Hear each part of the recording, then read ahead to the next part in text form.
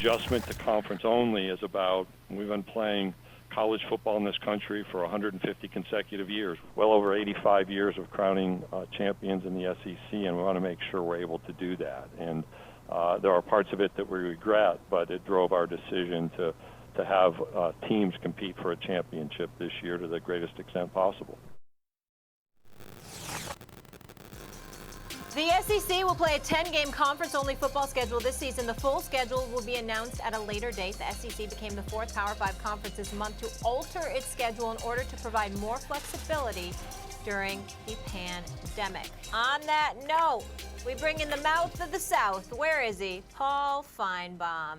Paul, so good to see you. You always put a smile on my face, Paul. Talk to me here. This is actually not something we should be smiling about.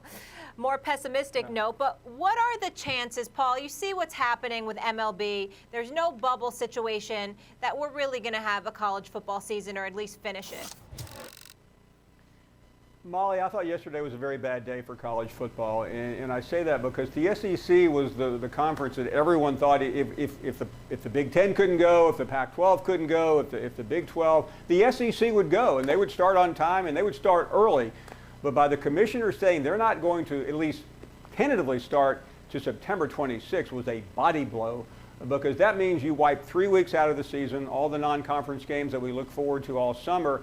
And just the tone and tenor of Greg Sankey's voice. I spoke with him last night, and it was a sobering conversation. This has been a very upbeat, optimistic individual who carries college football's biggest brand on his shoulders. So I think they'll try to start it. The one thing he told me, they were not comfortable starting on Labor Day weekend. Finally, some honesty from a person in a high position, so they delayed it 3 weeks. And finally, they want to see what happens. And here's the dangerous part, when students start converging back on campus, and guess what? Mixed with college football players. That's what they're scared of. Paul Finebaum, could you educate me about this? Because so many times we sit here and we point the finger of blame, and we're clear where to point that finger in a lot of situations. As it pertains to college football, you've articulated the absence of leadership that has existed as it pertains to just an individual that oversees the sport itself. When you speak to people like Mr. Sankey and others, who do they point the finger at for the conditions being what they are when it comes to college football? Well, Stephen A., for those who don't understand, I'll give a quick primer here. College football is not operated by the NCAA. The NCAA president runs everything else other than big-time college football. They're in charge of the March Madness. They're in charge of Division I and II and all these other divisions. But in college football, the 5 commissioners, they remind me, going back to The Godfather, they're like each one has their own domain. I got Staten Island, you got the Queens, the 5 families of the mob, and they are supposed to get along and meet. And because of those 5 plus Notre Dame, they have the college football playoff. They run college football, but no one is in charge. And what we've seen this week is really depressing. You saw a couple weeks ago the Big Ten make an announcement. Wednesday, the ACC makes an announcement. Yesterday, the SEC, and none of them are on the same page. I talked to the Big 12 commissioner yesterday, Bob Bowlesby. They're planning on starting on August 28th. So you have five conferences that are all planning on starting on different dates. In other words, no one is in charge. No one will ever be in charge because no one wants to give up their own fiefdom. It wasn't until this day that I realized it was a pandemic all along. Yeah, it does. I hear your Godfather reference, Paul.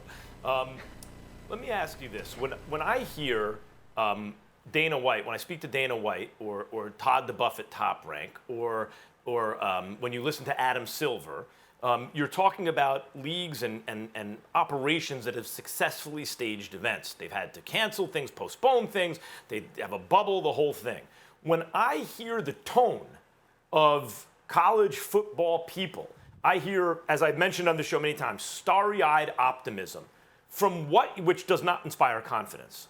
From what you're hearing now, and you said that it seemed to imply there was a tone shift, would you say that you're hearing realistic concern in terms of what they can do and what's going to happen? For example, if they were saying, boy, we are really in for this. I don't know if we can pull it off, but damn it, I think if we do X, Y, and Z, we have a shot? Or are you hearing we're going to have a football season come hell or high water and don't you worry about it? Like, what's their tone now, and has there been a change? There has been a paradigm shift, Max, and yesterday was the starting point because, not to overstate the SEC, but the SEC's motto is it just means more, and yesterday it seemed like it just meant less in terms of how many games they were going to play. They announced they were only playing 10 games, and by saying that, they're essentially saying we're concerned, we do realize for the first time there is a pandemic and it's killing people and it's making our student athletes sick, so we're going to be careful. What's happened finally, Max, is the presidents of universities have gotten involved, and these ADs who just keep giving us nonsensical comments. We're playing, we have full stadiums. They have finally been silenced for the time being, and the adults in the room are in charge. Now, what happens from here, I'm not certain. The commissioner told me last night they're watching a number of things. Guess what? Including MLB, which is a scary thought. They're looking at MLB, and they're also paying very close attention to the public health numbers, which are terrible, and the NFL. If MLB crashes and burns, and I know the betting line in Vegas isn't great on that today, and the NFL succeeds, it gives them more pause. Can we do it or can we not do it? But right now, until someone gets in the way, you're going to see all these conferences going in separate directions, and it looks like it could have a disastrous result. Thanks for watching ESPN on YouTube. For live streaming, sports, and premium content, subscribe to ESPN+.